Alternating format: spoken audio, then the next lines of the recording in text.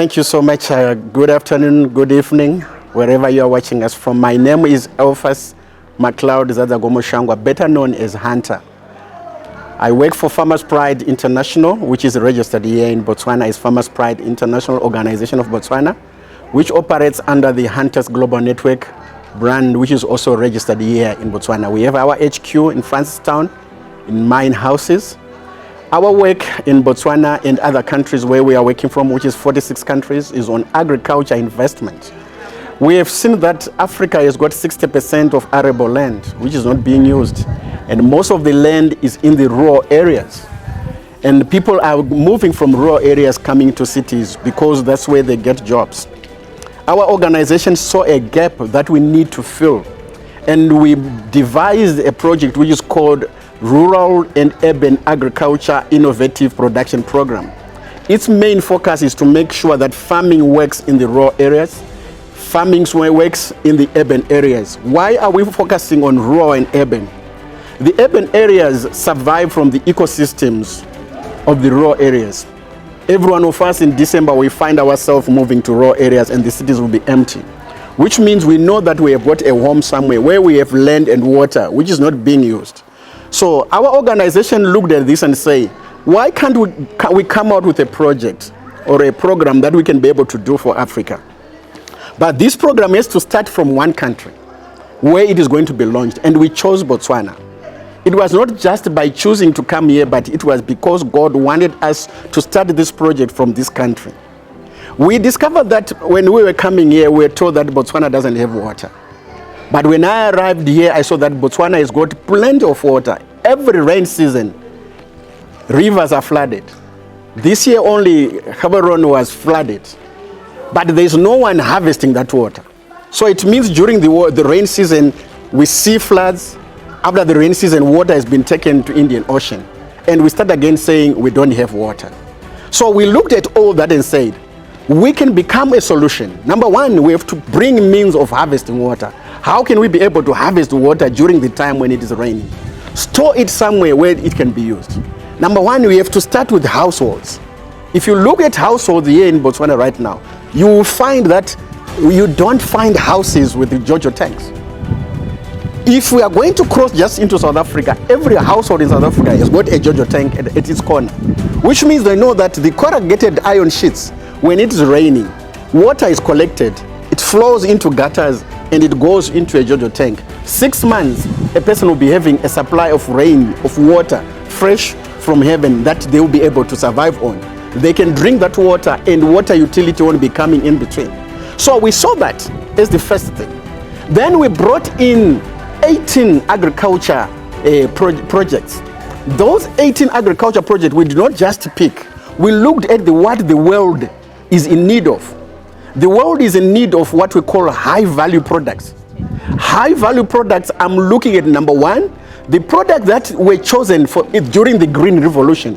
I think most of you, if you are going to go on internet right now and click Green Revolution, you find out that the Western countries so many years ago chose 3 crops: rice, wheat, were part of those crops, and potato. Those crops control the economies around the world.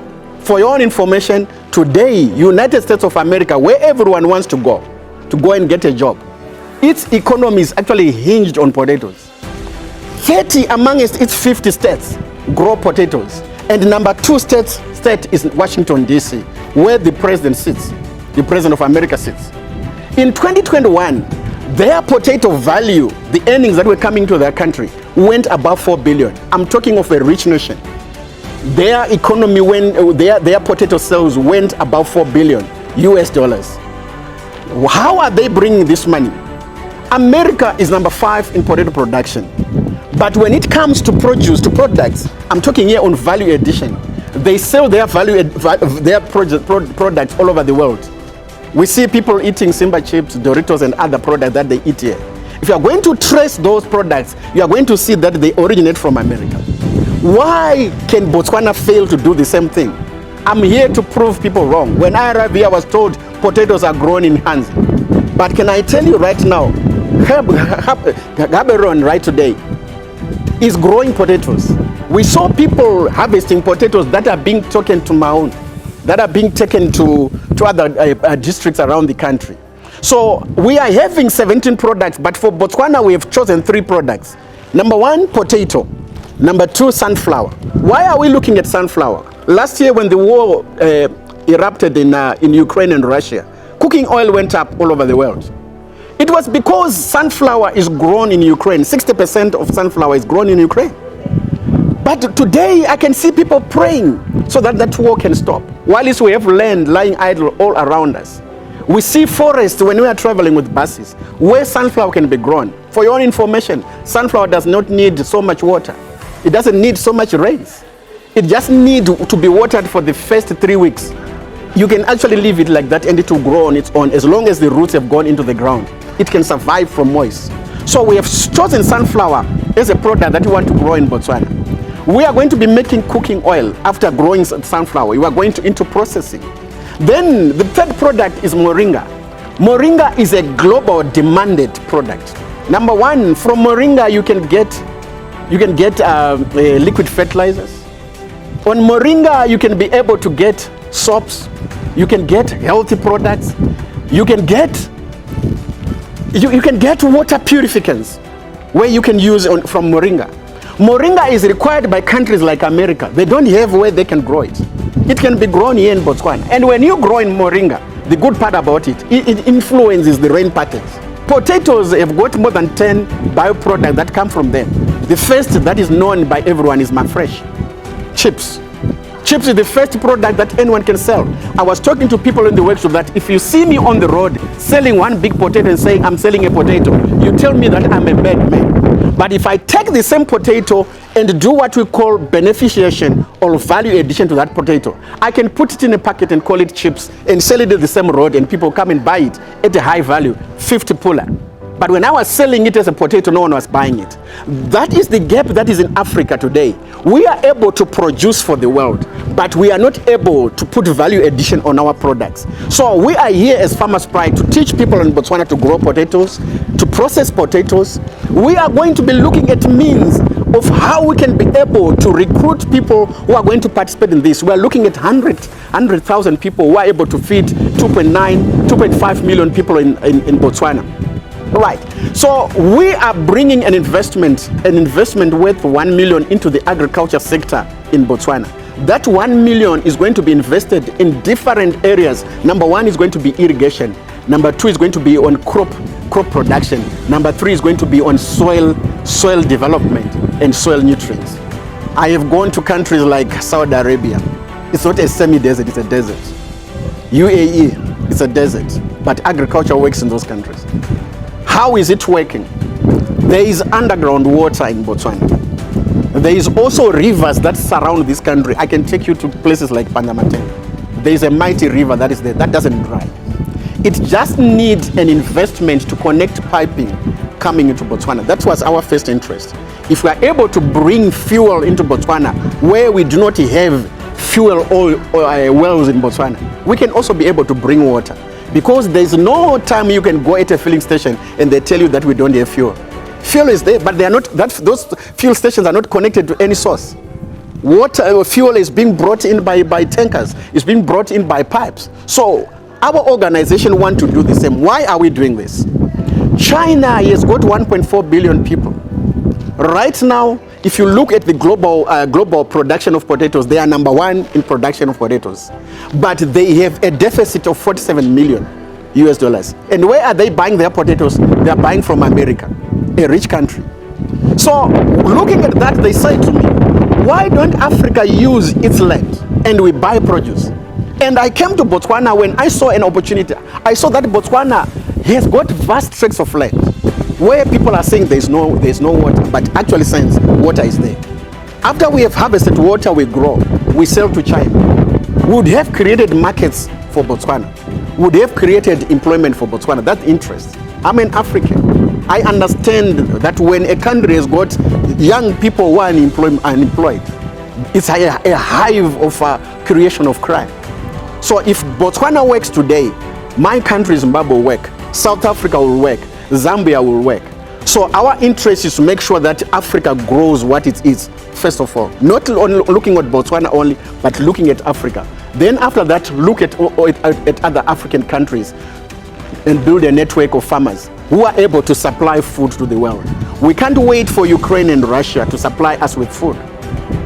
Right now they are fighting. It means we are going to be having shortages of food.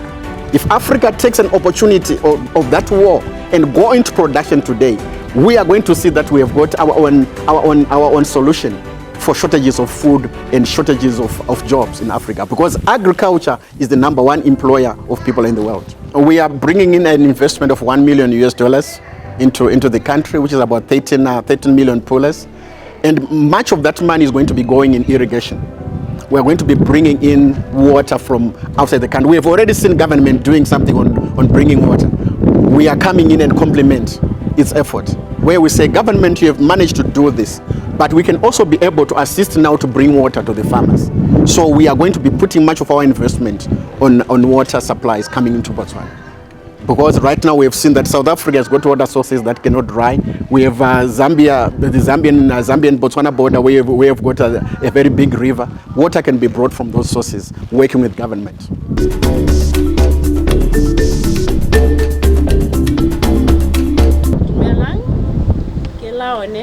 For FPI, Farmers Pride International. Nake na country director mo Botswana, Farmers Pride International mo mahatsing a 46.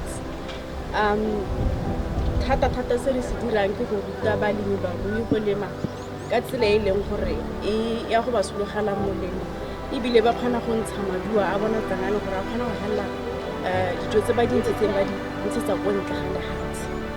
Re hana re mo molepolle re go ra profedi jarata ha re profedi bo re profedi le bo mme profedi ba trainwe ke Farmers Pride mo molepolole. Ha sona ba trainer e be ba dira cluster. Re dumela re le Farmers Pride gore ga le di cluster temo e kgona go nna botoka, e kgona go ntsha maduo a bonala. Jaanong kgang e rileng ga go yone ke go ga re profedi hana ke go tla go le bontsha gore mme tota se re se buang re bua ka ga eng ha re di cluster, ebile go kgona gore go ntsha maduo a molemo a botoka a bonalang le cluster go na le ga o le mongwe fela. Re ebile gore ga re hellegela mo go lemeng dijalo tse re rutang balemi ba rona gore ba di ntshe. Ga ba sona ka ba dintsha gore tle be re tswella re ya go kgang ya gore anong re di bankanya re di tokahatse di kgona gore di ntshetswe ke mahatseng a mang. Hana re rutile balemi ba rona ka tapole, ba traine tapole mo molepolle. Ha sona ba traine ba clusterile ba le 12 ke di family tse pedi mo clustering e be go nna le ba tlang hela ile mo le mongwe a itlela hela a le nosi.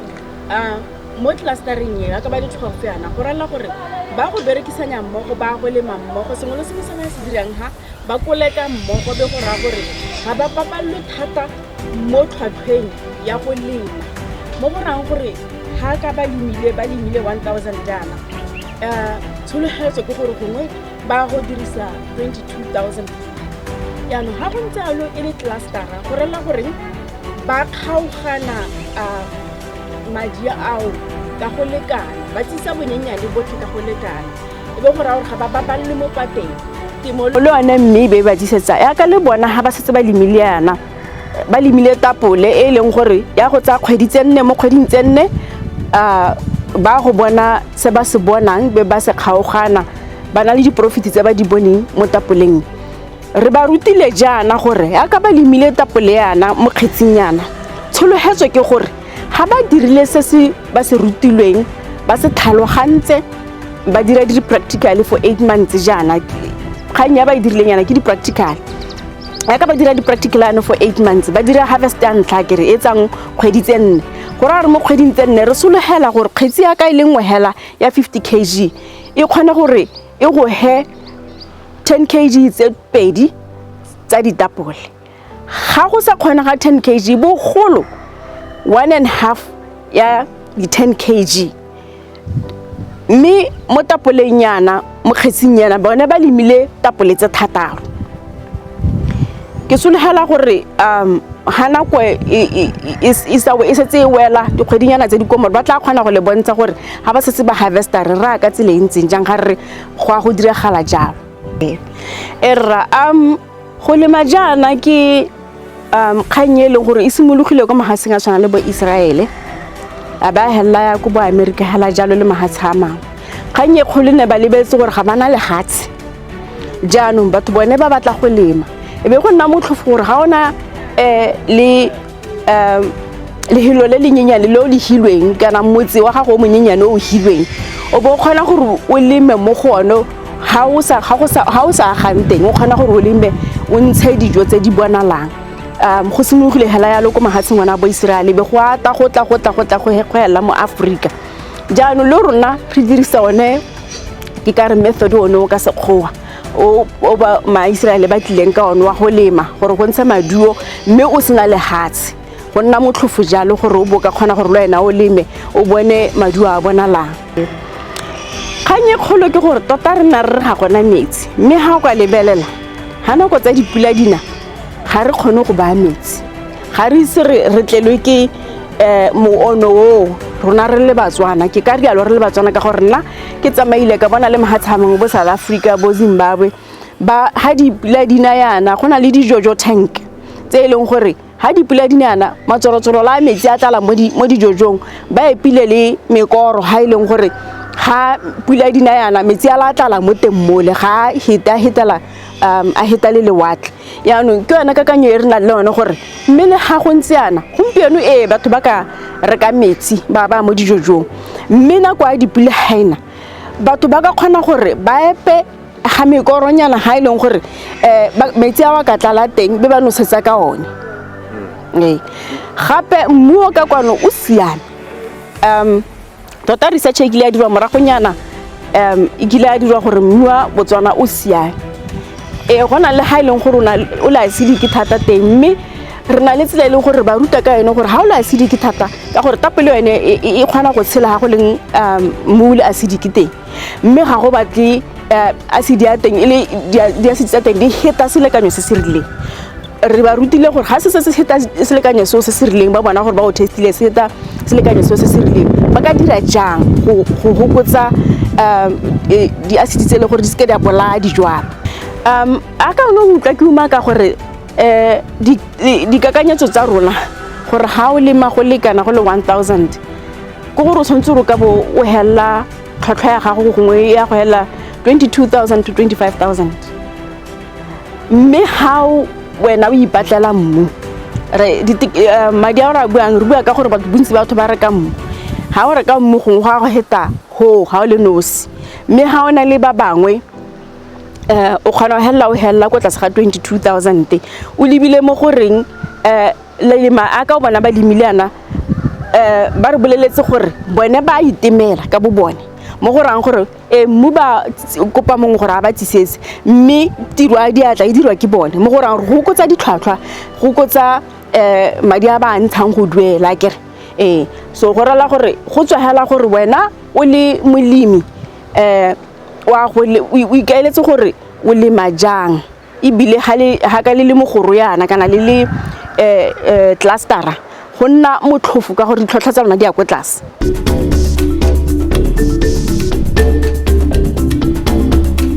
ke bidiwa Dikeledi Kolare ke member wa clustera ya Solanam Wealth clustera re balemi ba di potato re trainwe ke Farmers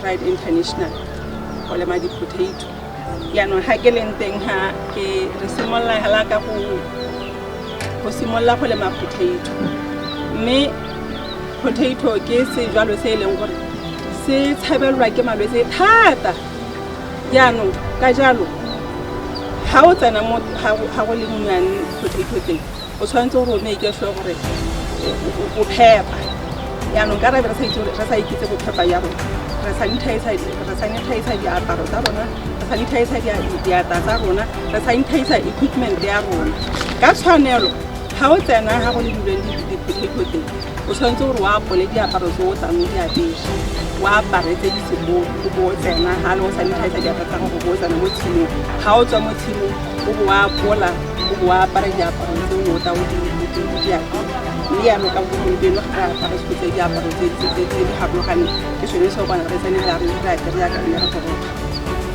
ya no guys hano re simolla go lema potato re simolla la ka go mixa mmu le mosotero mmu o re o dirisang wa di-potato ke o bidiwang EP10 o e mixa le mosotelo le fertilizer o bo ile gone o ka jwalang potato ya gago mo teng yaano there has to be go na le proportion ya mmu to mosotelo ha o dirisa garawe e ntseng ja o tsa digarawe tse 4 tsa mmu o bo tsa digarawe tse 6 tsa mosotelo sengwe se mo se o se dirisa o dirisa 4 to 6 ha ile gore ke di-wheelbarrow tse 4 tsa mmu digarawe tse 6 tsa mosotelo jaanong hano ha ne re setse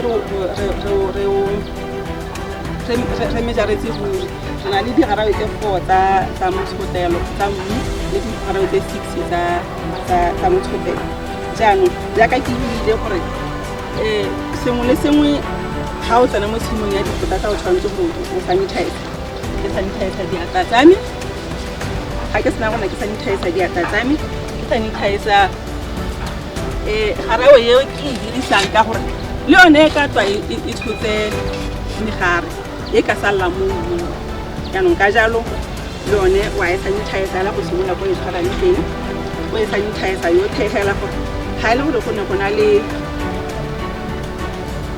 malwetse mangwe mo teng a sa le a bolaiwe ke sanitizer jaanong re sanitize garawe ya rona re thakanya mmu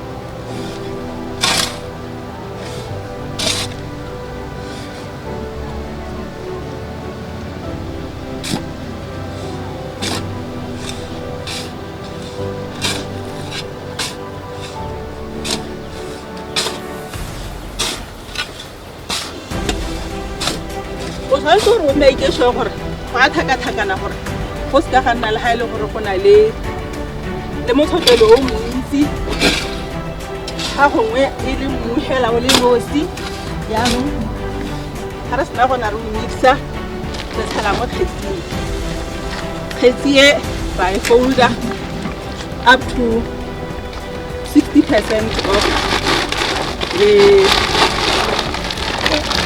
up to 60%.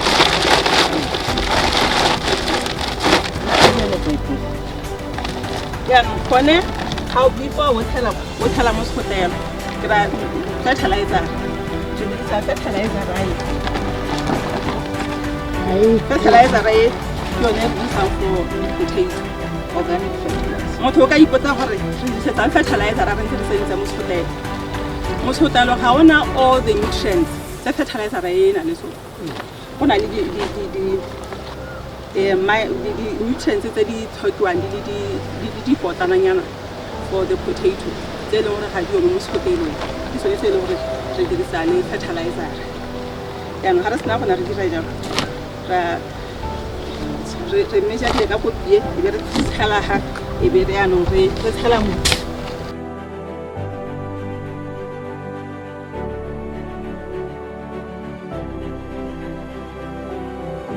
ya no bag ya rona e ready gore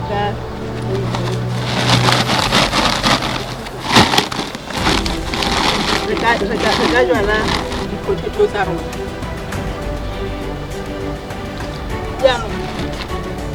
peo ya di-potato ke yone e bidiwa potato sugars ga di sa ntse di kananyana so tse re di dirisang go lema yaanong ha re lemile variety e bidiwang go ke vala di-variety tsa di-potato di dintsi yaanong di dintsi yana di be di risediwa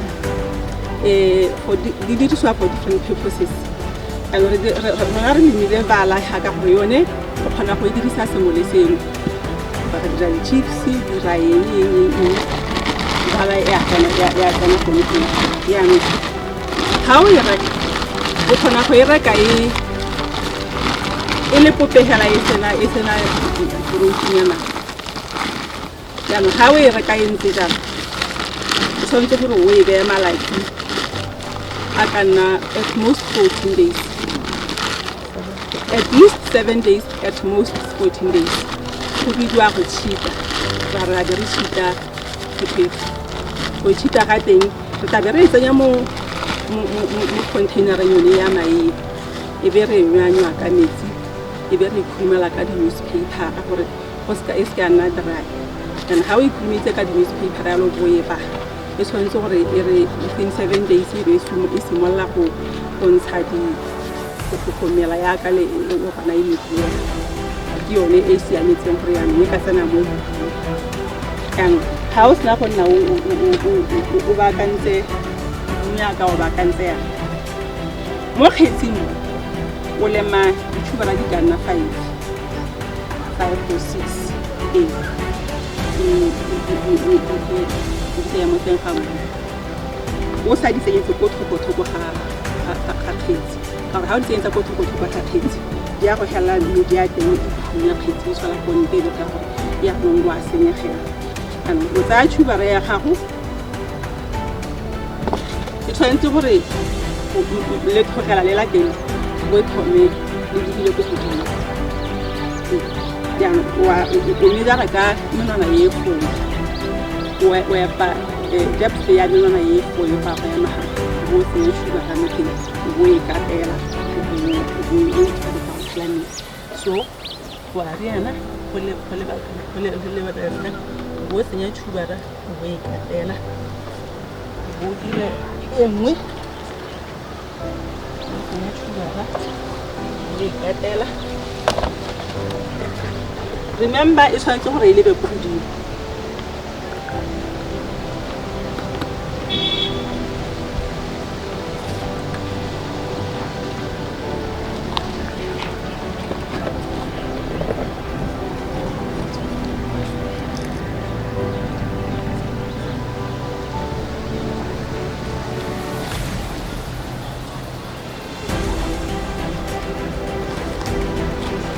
yaanong ga e ntse yana o jwadile ga o sena go nna o jwala o tshela metsi yaanong potato ga se ke semela se e leng gore ga se rate metsi a mantsintsi jaaka o simolotse yana o nosetsa ka 2 liters per day ga e setse e ntse e gola ke gone o ka e oketsang o sena go nna o tshela mmu ga e gola e setse e tla go nna gongwe kana kae o tshela mmu gore o e support yaanong o bo o oketsa le the amount of water o isa to 4 liters ga e ntse e gola gape o nna o oketsa hela go itlhela kgetsi e be e tala yaka tsele di setse di tetse ya o na o ntse o e le gone yaanong o oketsa the amount of water.